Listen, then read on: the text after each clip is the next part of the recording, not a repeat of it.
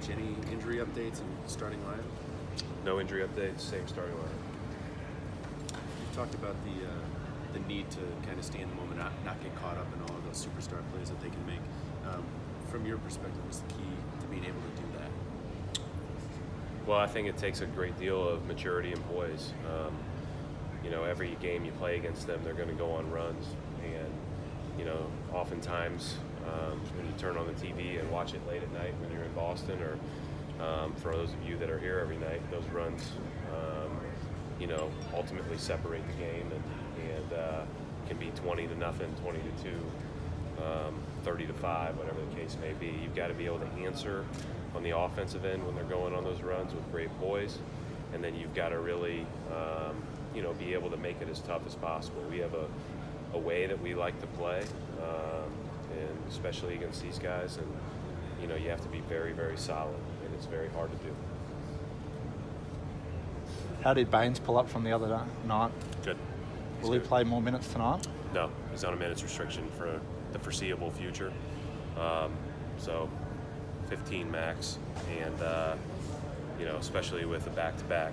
Right now, it is our thought is that he would be able to play in both games this week, or both games in the next 2 nights. We'll see how he comes out of tonight. When that minutes restriction is so low, how do you kind of figure out how you're going to use those minutes throughout a game? Well, it's really, I wasn't planning on playing Baines 48 anyways. So, he's, the one thing it limits is playing him and Al together a little bit, although we were able to steal some of those minutes the other day. But, we're just excited to have him back, and, as he shakes the rust off, that'll only help our team. What are you eager to see in just that pairing just for the last 20 games of the year here? The Baines, What's that? For the Baines-Horford pairing, just like you always had some success last year. Yeah, we've wanted to see it all year. Baines has missed a ton of games now in the last couple of months, but there's matchups that's really good for, and matchups that it's not. So inevitably, it's going to play together some. Houston on paper would not necessarily be that, just because of the way they spread you out and everything else. But we got an opportunity to play them together a little bit the other day. We will try to take more advantage of that once Baines again gets off this, these limited minutes. I know it's only been a handful of visits for your NBA coaching career, but barring finals matchup, last visit to Oracle, do you have sort of an appreciation for how special this building has been to the NBA? I think people always ask me wherever I go where the best places to play are, the best environments, and inevitably, and we're all biased, but I think Boston's number one. But I think the next thing out of your breath is usually Oracle. It's usually, and obviously they've had a lot to do with that. The level of play that they're able to sustain, how fun they are to watch. And how fun they've been to watch. The whole time I've been in the league, they've been very good. I wasn't here for the rebuilding part. When I first got here, they were still a playoff team. And it's just been a tremendous environment every time we've been in here. Brett, some of you guys have used the word not having fun or toxic or disengaged to describe the chemistry of the team. What can you, if anything, do as a coach to get them to have fun and enjoy themselves more playing together? Well, you're gonna have fun in this business if you play well, you feel like you've done your job well, if you've left it all out there together, and you feel like you're doing it with a group that's playing as a group. That's how that works. There's too many games.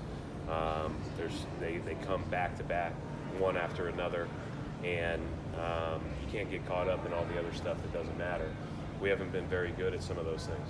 We haven't played well together for a lot of the year, and that hasn't been something that our guys have ran away from. They've talked about it pretty openly, and we've got however many games left to try to right that, because our window of opportunity after the regular season, if we're fortunate enough to compete in the playoffs, is it's going to be very small if we're not really well connected by then. Obviously, Kyrie is who he is as a player, but your time coaching him here and you've seen from afar Warriors, Caps, finals matchups over years, what have you taken away from all the different big moments he's had against these guys? Well, I just think there's only so many scorers in the game like him. He just has a special ability to score the ball, He can do it against different matchups. He can do it in isolation. He can do it, off of actions. He can just do it a variety of ways. And you guys are spoiled here because you got a couple yourself. But I think ultimately those guys are really unique, and they can bail out a bad offensive possession with their talent. Losing won't hurt your season, but a win on this back-to-back, 2 wins on this back-to-back could really, bolster the momentum going in towards, the playoffs. Yeah, listen, this is about playing well, and it's about doing all the things that we need to do to be a better basketball team. And, for us, it has not been a good stretch. You're going to go through rough stretches in an NBA season.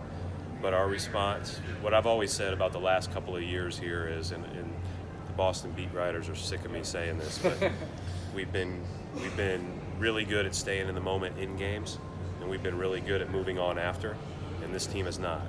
And so if we get there, we got a chance to be a pretty damn good team. If we don't, we'll make an early exit.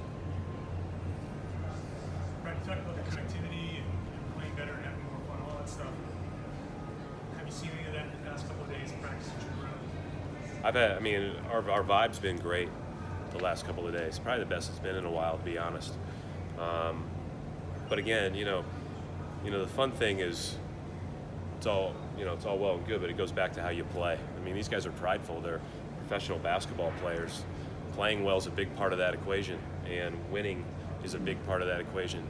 When you get on a bus ride tonight to Sacramento, a plane ride, you're eating a meal, just feels better when you've won the game. So, sometimes I think that's what fun means. But ultimately, I think the vibe's been good. The guys seem to have taken to heart what we need to take to heart from the last couple of days, and we know we have a huge test tonight. Thanks. Thanks, man.